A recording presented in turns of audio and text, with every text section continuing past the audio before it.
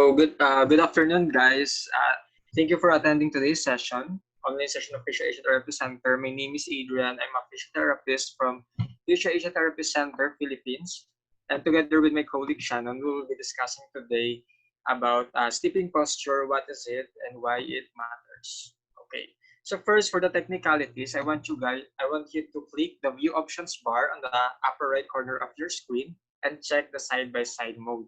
In this way, you can see my presentation on the left and my face on the right side. Okay, so next, let's go with the discussion. Okay. So let's go first with the sleep cycle. So typically, adults need 7 to 9 hours of sleep per night. And during the deep sleep stage of the sleep cycle, it is that time when the body heals itself, especially the muscles and the ligaments. It's the most important stage of this sleep cycle. So just a brief discussion of the sleep cycle. So we have 5 stages. Stage 1, drowsy, first to 5 to 10 minutes. Stage 2, slight sleep, which lasts for 20 minutes. Stage 3, moderate sleep. Stage 4, deep sleep, which lasts for 30 minutes. Again, the most important part of sleeping. This is when the body repairs itself. And lastly, the stage 5 or the REM or rapid eye movement sleep. This is the stage when dreams and nightmares occur. So from stage 5, we'll return back to stage 1 and the cycle goes on and on during sleeping. Okay, so why do we need to have a good sleeping posture? So if you have a problem with your sleeping, if your sleep is disrupted, it may prevent you from going to the deep sleep part of the sleep cycle. And without the deep sleep stage, your body won't be able to repair itself after a day of work. So if you are sleeping in awkward positions, your joints are bent in awkward position, limbs are not in a good alignment, spine is curved excessively, this can, instead of relaxation and healing of your muscles and ligaments, these awkward positions can lead to excessive stress and strain on your muscles. And this excessive stress on your muscles can lead to pain either upon you can experience this upon waking up, a neck pain or back pain or shoulder pain upon waking up, or in the worst case scenario, it can be so severe that can disrupt your sleep and wake you up in the middle of the night. Next, let's go now with the sleep posture. Okay, so the key to the comfort when sleeping is to remember the anatomy of your spine. So we have 4 curves on our body. We have a hollow curve on the back of our neck, a round curve on the mid back, another hollow curve on the low back area, and another round curve on our gluteal or buttocks area. So upon lying down, these curves should be protected. We don't want an excessive increase or decrease on these curves because if these curves are not maintained in their neutral position, can lead to either overstretching or compression of the soft tissue surrounding our spine, especially your muscles, and ligaments. Okay. So there are a variety of sleeping postures. So people sleep in a different way, different positions. But what will I be discussing today is the 3 most common: the sleeping on your back, sleeping on your stomach, and sleeping on your side. Okay, so I'll be discussing what are the pros and cons. So when do we sleep on our back? When do we sleep on our side? Okay, first is the back sleepers. Okay, these are the pros and cons. Let's first discuss the pros or the positive points of sleeping on your back. First, it helps the mattress do its job in supporting your spine. So this is the best position to have a neutral alignment or neutral position of your spine. If your mattress is firm enough, it can fully support the curves of your spine. It also allows an even distribution of weight among your body parts, an even distribution between your head, your shoulders, your back, gluteals, and hips. So it does not cause an excessive pressure on just one part or 2 parts of your body. Next, cosmetically, researchers have found that sleeping on your back can lead to fewer facial wrinkles. Why? Your face is out open in the air. It isn't compressed on just one side, or your one side of your body is not sink into the pillow or in your bed. So with this position, your face is free. Okay, it isn't compressed on just one side or the other. Okay, cons or the negative points, snoring is found to be louder. Why? So in this position, the gravity pulls your tongue back to your airways.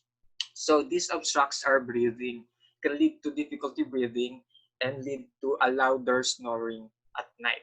Also, sleep apnea is found to be more frequent. Sleep apnea is defined as the period of breathlessness while sleeping. This is a condition diagnosed by doctors. So for those suffering from sleep apnea, sleeping on your back is not recommended. Okay. Next, let's go with the position, the do's and don'ts of the sleeping on your back. First, we'll go with the neck, the don'ts on the neck position. Let's go on the left picture. It shows a neck is excessively bent backwards. So it happens either if you have if you don't use a pillow or your pillow is too thin, or if you have an uneven mattress, okay, like on the picture. So if your neck is bent excessively backward, it can lead to a malalignment of your spine. Also, it causes compression of the structures on the back of your neck, and it causes overstretching on the structures in the front of your neck. On the right side, the picture on the right side, it shows a this is for those people who uses multiple pillows when sleeping on their back, or this also happens if your pillow is too thick. Okay, your neck is excessively bent forward. Again, compression on the front, stretching on the back. Also, it can lead to difficulty breathing because your airways are compressed on the front of your neck. Again, the back is mal-aligned in this kind of position. Next, what are the do's? Okay, what are the do's for the neck position? Okay, first, there are people who don't use pillow when sleeping on their back. This is if this is comfortable and your neck is not excessively bent backward or forward, it is good. But if this cannot be achieved, you can always use a rolled towel or small pillow to fill in the gap between your back of your neck and the mattress, just enough to fill in the gap. We don't want too big pillow or too small pillow, which can cause an excessive increase and decrease on the curve. Also, when sleeping, we don't want to uh, uh, put our shoulders on the pillow, just the neck, okay? Just the neck only. Because if you put your shoulders under pillow, it can cause your shoulders to hunch forward. So pillows are used to fill in the gap between the back of your neck and the mattress. Next, let's go with the back position. Back position, these are the don'ts. Again, on the left picture, if we don't want a back that is mal-aligned, it can be affected by your pillows, by the height of your pillow. Also, on the right side, it is a malalignment of your back due to a mattress problem in your mattress. So if your mattress is too soft, it can cause your body to sink in the bed. Again, when your body is sink too much in the bed, it can cause a curving of your or rounding of your back. Again, this is not advisable. Next, what are the do's for the back position? So um, for the back position, we discussed earlier that we have a hollow back on the small of our low back. So we want to use a folded towel or a small pillow big enough just to fill in the gap between your back and the mattress. So we don't want a too big pillow because it causes like excessive arching. So just enough to fill in the gap. Also, we can put pillows on the back of your knees. This helps in maintaining your spine in a more neutral alignment. Okay. So next, the limbs. Okay, so we don't want our limbs to be raised overhead or your lower your hips and knees rotated in one direction on the left or on the right, because this if you have an improper limbs position, if they are positioned in awkward ways, it can either lead to overstretching or compression of your muscles and nerves. And when these soft tissues are affected, it can lead to pain and etc. Okay, so how should we position our limbs when sleeping on our back? You can just rest it comfortably at your side. So for your shoulders, we don't want our shoulders to hunch forward. It should be squared and flat on the bed. For the hips, knees, and ankles, as much as possible, we don't want it to be rotated on outwards or inwards.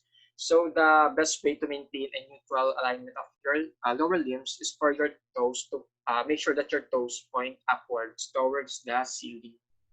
Okay. So in summary, this is the ideal posture for back sleepers. So neck is neutral, pillow is big enough to fill in the gap between the back of your neck and the mattress. Upper lips in comfortable position, it's not hunched forward. Low back is supported. This can be done by using a small pillow or a rolled towel. Lower limbs is again in comfortable position. Also, the use of pillows to support the back of your knees. Again, to maintain a neutral spine alignment. Now let's go with the side sleepers. Okay. What are the pros, the positive points? First, neutral spine is achievable. Okay, so you can also achieve a neutral spine with side sleeping. Next is it is great if one side of your body is injured. So, if, for example, you have a frozen shoulder on your left or any other shoulder injury. If you have an injury on your left, you can lie on your right side so that during sleeping we can allow healing of the injured part. So we don't want to compress it when we are sleeping. So also it was found by researchers that side sleeping causes less snoring and also the best choice for those with sleep apnea or the periods of breathlessness while sleeping. So for those people who snore a lot and suffers from sleep apnea, side sleeping is the best choice. Other pros is first, a very specific side lying position, left side lying position. So lying on your left side. It is recommended for pregnant women. Why? Because it prevents compression of the inferior vena cava. Inferior vena cava is a vein. It's a large vein that returns the blood from your lower limbs back to your heart. So if this inferior vena cava is compressed, the blood returning to your heart is reduced. Now, with the reduced return of blood to the heart, the blood that comes out or pumped out by the heart towards our body is also reduced. Now, with reduced blood, it reduces oxygen or the nutrients for our cells, not just for the mother, but also for the baby. So left side lying is recommended because it prevents the fetus from compressing the inferior vena cava. Another specific is that left side lying position is also recommended for those people with acid reflux and heartburn. So as you can see in the picture on the above, the the above picture, we can see that when you lie on your right side, your stomach is higher than your food tube, or esophagus or your food tube, where your food and water passes through. So if you lie on your right side, then you have a problem with your stomach, or you have an acid reflux, the stomach contents can easily go to your esophagus or food tube and cause heartburn or other symptoms of an acid reflux. But if you lie on your left side, the stomach is positioned lower than your esophagus or your food tube. So this prevents the stomach contents, especially the gastric acid, from going back into your food tube. So for people with acid reflux and have heartburn, this left side lying position is the best.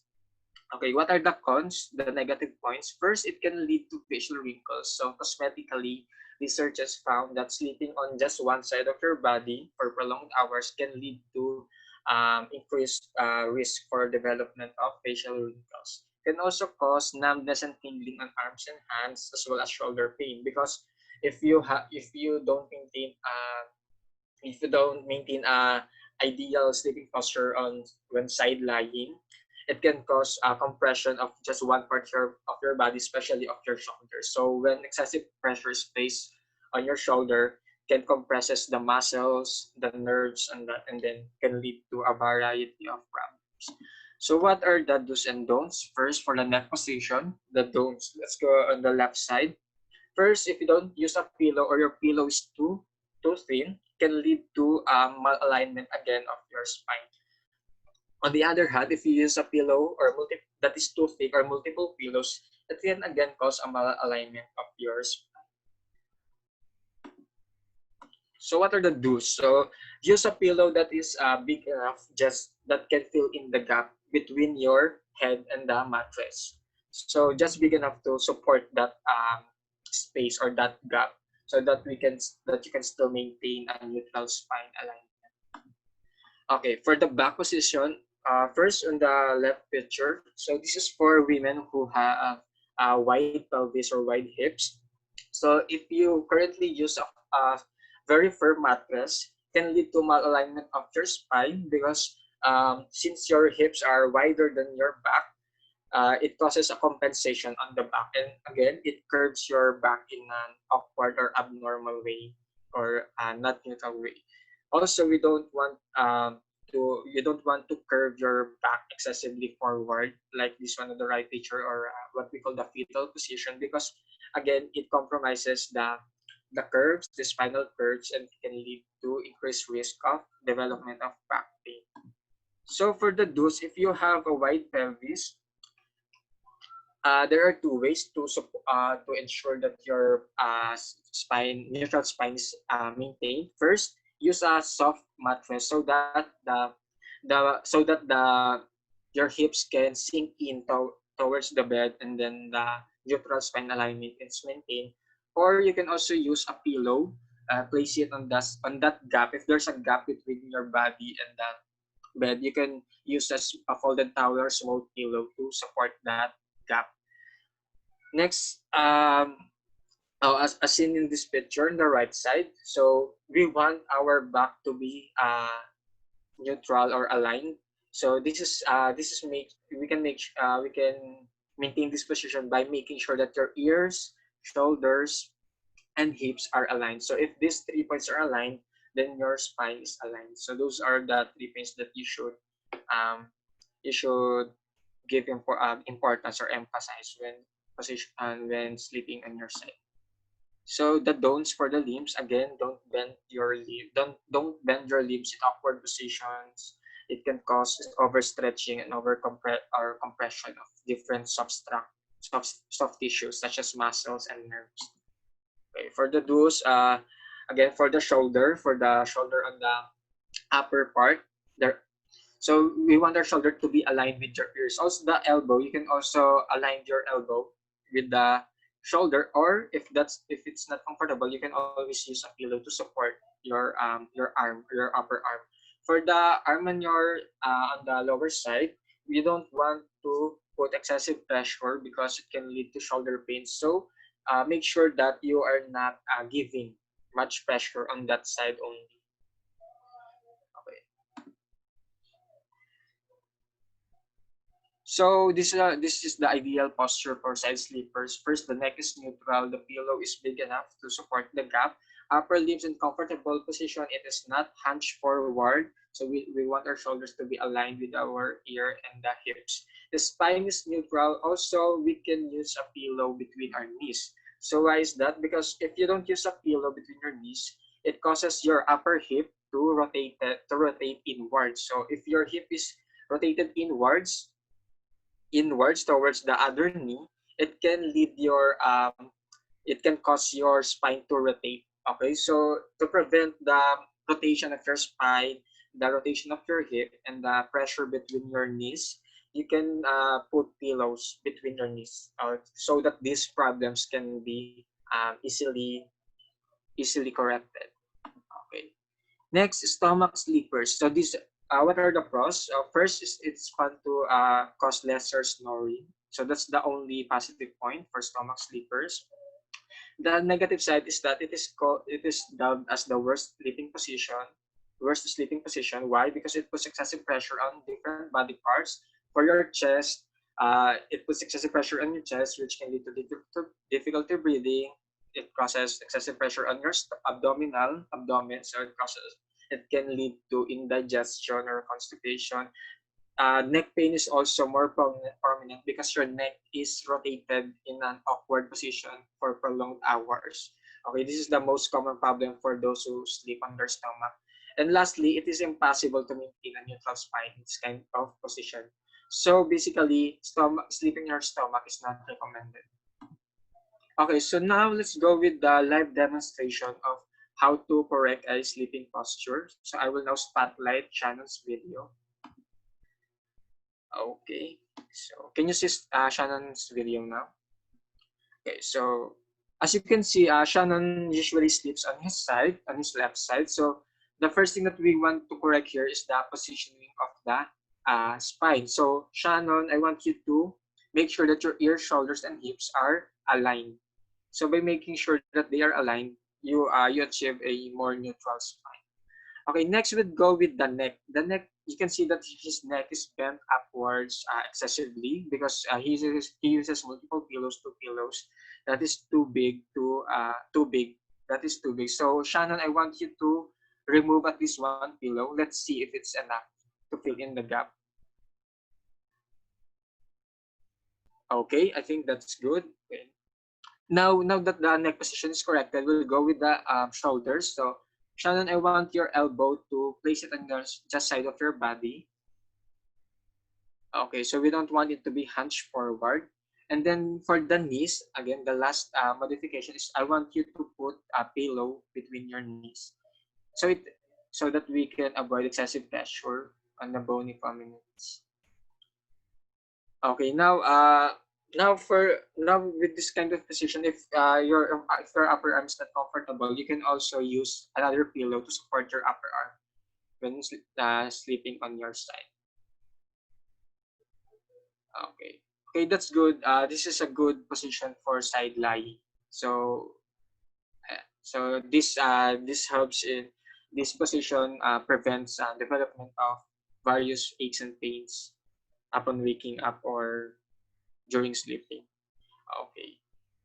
So thank you. That's the last part of the sleeping posture lecture. So now we'll go with Puja for the stretching part. I hope you learned something new today and you'll be able to apply it in your life for your loved ones who are pregnant, suffering from acid reflux, etc. So thank you guys. Let's now go with Puja for the stretching session. So I hope you have read your materials. I will now spotlight Puja. Hello, so I'll just be sharing the screen for the stretch session. All right, so as with every session, just a couple of ground rules. The stretching should not be painful. If you're experiencing pain, please exit the position you're in immediately. In order for the stretch to be effective, you'll be holding it for at least 12 seconds. That's the amount of time it takes a muscle to reach the new length. You're going to move as far in range as is possible for you. So don't try to move as far as Rain might be moving or I might be moving, whatever is comfortable for you. Please move into and out of the stretch slowly. Any sudden movement can result in muscle spasms, so moving in and out of stretch has to be slow. And if you're not sure about a stretch, if you have any pre-existing conditions and the stretch feels painful or uncomfortable, please hold off from doing it. If you're concerned, just clarify with the therapist first. I will be spotlighting Rain for this. So Rain will be demonstrating the stretches for today. And the first one we shall start with is a nerve glide. Great, you should be able to see Rain's screen now.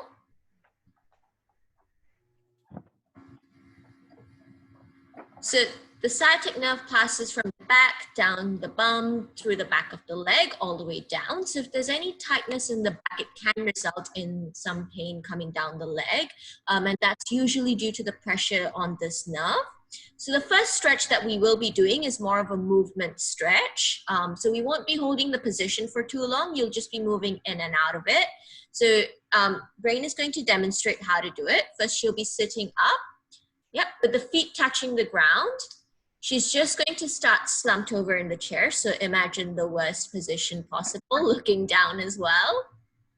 And from here, she's now going to extend her trunk whilst she extends her right knee all the way up and flexing her foot. And then she'll come back down again, back into the flexed position of the trunk. Good, we're going to do this 10 times on each side. What you should be feeling is a stretch going from your hip all the way down into your foot. We're going to go up, 1, and down. 2, up and down. 3, up and down.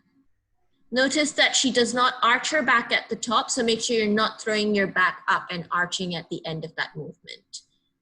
4, and down. 5, and down. 6, and down. 7, and down. 8, and down. Really flex that foot at the top. 9, good, and down. Last one for the right side. 10, and down. Good, we'll repeat the same thing on the left side now. So starting in a slumped position, feet touching the ground, looking down at your stomach. We're gonna come up without arching the back, extend the left knee, flex the left foot. 1, and down. 2, and down. 3, and down. 4, and down. 5, and down. 6, and down. 7, almost there, and down. 8, and down. 9, and down. And 10, and down. Well done. Good. The next stretch we're going to be doing is also going to be in sitting. So we're just going to be stretching the tricep muscle. Now, this is the muscle in the back of the arm. When you're sitting for a long time with the shoulders rounded, it can lead to some tightness in this muscle in the back of the arm. And if that muscle does get tight, it can result in pain coming down the back of the arm. So to stretch this muscle, Rain's just going to show us. We'll start with the right side first. So you're just going to raise your right shoulder, keeping the elbow bent behind you. Now you're going to aim for your fingers to touch the same shoulder blade. So right fingers touching the right shoulder blade, if possible. And now you're going to use your left hand to gently push your right elbow backwards. What you should be feeling is a stretch along the back of the arm, all the way through, right where Rain is pointing out. We're gonna hold this for 15 seconds. Keep pushing back. Make sure you're not arching your back in this position, so keep the back tucked. We're gonna hold for 1, 2, 3, 4, 5, 6, 7, 8, 9, 10, 11, 12, 13, 14, 15. And slowly release and come down. We're going to repeat the same on the left side. So bringing the left hand up, left hand touching the left shoulder blade. You're going to use your right hand this time to push the left elbow backwards. And we're gonna hold for another 15 seconds, feeling that stretch down the back of the arm. 1, 2, make sure you're not arching your back. 3, 4, 5, 6, 7, 8, 9, 10, 11, 12, 13, 14, and 15. Slowly release and drop that arm. Very good. All right, for this next stretch, you're going to need a wall. We're going to be stretching the calf muscles. Now, typically, if you're someone that's on the desk for a long period of time with your legs tucked under your chair, your toes are pointed, and that can lead to some tightness in the calf. The calf consists of two major muscles, the gastrocnemius muscle, which is at the top, and then the soleus, which is under it, slightly lower. Now, if this muscle gets tight, it can cause pain in the calf and also in the heel. So people with heel spurs commonly have this muscle that's really, really tight. So Rain's just going to demonstrate how to stretch this muscle out. I'll just give it a couple of seconds so you can get to a wall. Good. Everyone has a wall? All right. So the first muscle we're going to stretch is the gastrocnemius, which is the one at the top. So you're going to start by having the left leg in front, slightly bent. Right leg behind. Knees straight on the right leg. Your toes should be pointing forward. So both the toes pointing forwards facing the wall. Make sure your hip is facing the wall too, so you're not rotated from the hip. From this position, you can lunge forward towards the wall, keeping that back leg straight. Make sure you're not arching the back too much when you do that. So keep the back straight. And make sure that the heel of your right foot is touching the ground. So do not let that heel come up. We're going to hold this for another 15 seconds. 15, 14. You should be feeling a stretch at the top of the calf. 13, 12. If you want to deepen the stretch, you can move your leg further back. If you want to decrease the stretch, move it forward. 12, 11, 10, 9, 8, 7, 6. Keep the knee straight. 5, 4, 3, 2, 1. And slowly come off of that. We're going to swap legs, repeat the same thing on the other side. This time, right leg comes forward and bent. Left leg behind, knee extended. Toes pointing forwards, make sure they're not pointing in or out. Left heel on the ground firmly. You're going to bend the right knee forward into that lunge position, leaning against the wall. Keep your back straight, knee straight on the left. Heel touching the ground, and we're going to hold for 15, 14, 13, 12, 11, 10, 9, 8, 7, 6. Heel on the ground. 5, 4, 3, 2, 1. And slowly release. Very good. Going to stay near the wall. We're now going to stretch the lower calf muscle, so that's the soleus. Usually when people stretch the calf, they only stretch the gastroc, which is the first muscle that we just did, and most people forget to stretch this second one, which is the lower calf muscle, but it's equally important to stretch this out to reduce the pressure on the heel. So standing in front of the wall, you're going to have one foot positioned in front of the other, so let's have the right leg behind again. You're going to bend both knees slightly.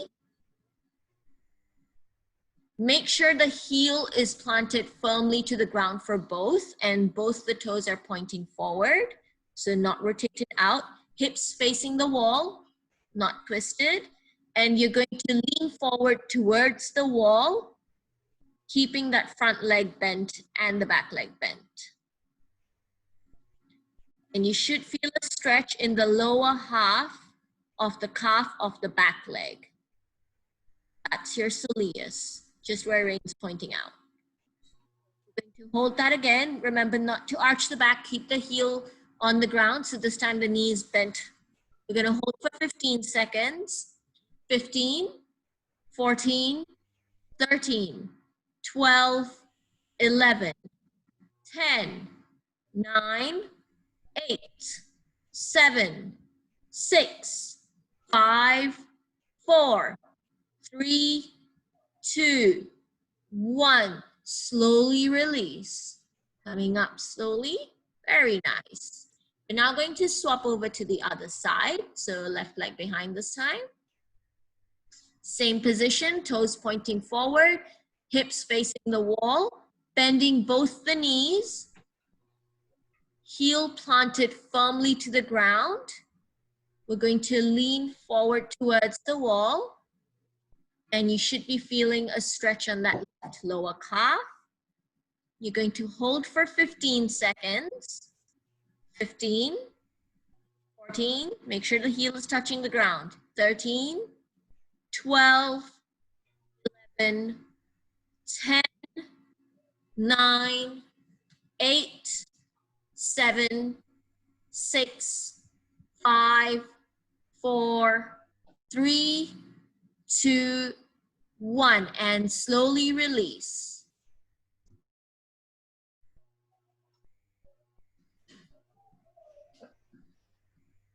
Good. Now, if you have a mat around you, that would be brilliant. So it'll just give everyone a couple of seconds to get their mats. So the next one is a bit of a full body flexibility move. This is called the lunge twist. So this is to maintain the flexibility of the spine along with some stretching of the hips. So we're going to move in and out of this position. Let's start with the left knee forward. So you're going to come into a left lunge. You're going to take a step forward with your left foot, knee up at 90. Good. From that position, you're going to have your right hand on the ground to help you balance. Good. The back leg is going to straighten out behind. So you can use tuck your foot under your heel. Tuck your toes under your foot so you can balance on that. That's it. Coming up, extending that. Keeping that right hand on the ground, you're going to lift your left arm up.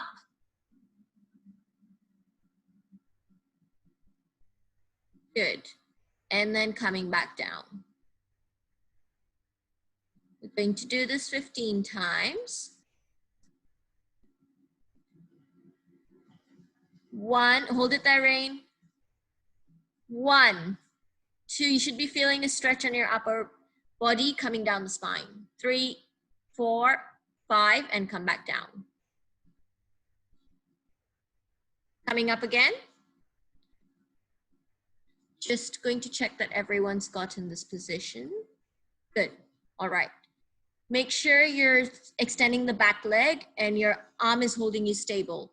This time we're going to hold it for 15 seconds. 15, 14, 13. Keep pushing with the arm. 12, 11, 10, 9, 8, 7, 6, 5, 4, 3, 2, 1. And come back down slow. Very good. Now we're going to swap sides, repeat the same thing. This time the right leg comes forward into the lunge position. Left leg extends out behind you. Keep the toes tucked under your foot so you can balance on that. We're going to have the left arm supporting you and your right hand is going to swing upwards. Make sure you're rotating slowly. Please do not swing up into this movement. Slowly extending up.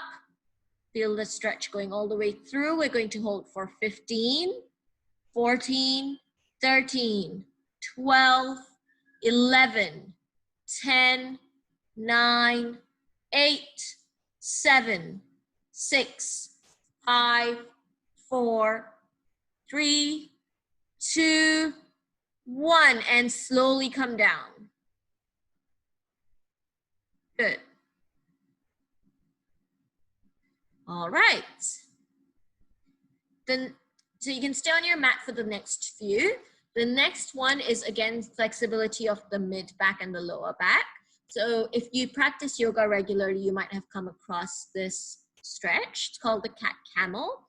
Again, we're trying to maintain the flexibility and movement of the spine in all directions. So the first thing you're going to do is come into a kneeling position on your hands and feet. So like a tabletop position. So you want your knees under your hips and your hands under your shoulders. Good. From this position, you're going to look down and push your shoulder away from the ground. So think about rounding your shoulders up, elongating your arm. So Rain's just demonstrating that. Make sure you're not leaning back on the hips or coming forward. You want to keep them directly above the knees. So pushing up, rounding that, and from that rounded position, brain's just going to come down, arching through that mid back, squeezing the shoulder blades together and looking up. And now we're going to move up into that rounded position again. So start by tucking the head, slowly pushing the shoulders away from each other, shoulder blades away from each other, coming up into a round. We're going to repeat this 10 times. Coming down into the arch, squeeze your shoulder blades together, squeeze them, looking up and coming back down, heads down, round the shoulders, push the shoulder blades away from each other. That's 2. Coming up again, squeeze the shoulder blades, head comes up and down.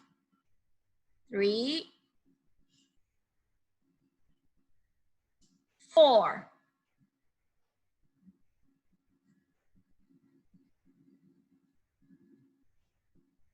5,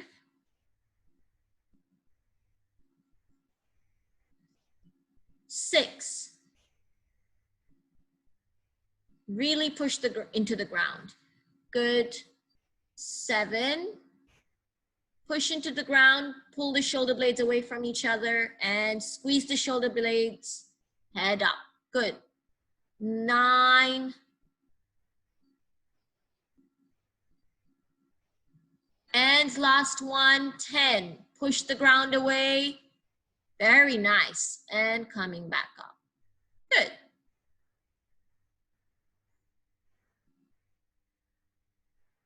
Everyone okay so far? We're going to come into our last stretch for today. Now, this is for the adductors. So if you're someone that likes to sit cross-legged, or if you're sitting with one leg crossed over the other on the desk for a long time, that's when this muscle can get tight. So it's basically the muscle of the inner thigh, and it can result in pain coming down the leg on the inner side, or it can cause groin pain as well. So to do this stretch, you're going to stay on the mat. You're going to start on all fours. Again, hands under the shoulders and your knees under your hips. Now you want your knees bent at 90 degrees, not more. From this position, you're going to slide your legs, your knees out as far as you can.